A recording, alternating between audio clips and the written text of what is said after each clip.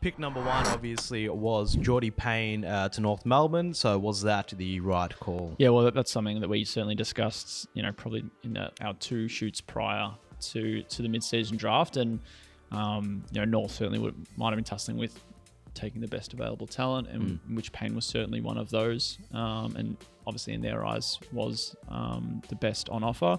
Or do they fill a key position need? And they did manage to do that in their second selection. So bringing in Bryn Teagle, who we'll touch on in a little bit, I think certainly helps their case coming out of the draft. And they'll be pretty happy that if they're getting Payne at one, that they're still filling a list need with someone who can play pretty immediately in Teagle, and Payne could be the same. So he certainly could be a pretty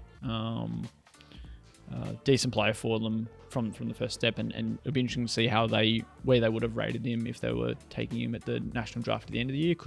They could have him as something as high as a late first round pick, early second round pick. So they've got that technically for free at the mid-season draft. So he'll come in, can play across all three lines, which is really going to help them. Maybe a forward half player, I think. Yep. Probably not going to get too much of a look in midfield to start if he's playing at some time this year, but still could get some action on the wing or the occasional centre bounce. But I think maybe forward of the ball can certainly get thrown back if they need to. Obviously, they're without Colby McKercher. Zach Fisher's looked okay across half-back, but I think maybe it's some of their half-forward roles.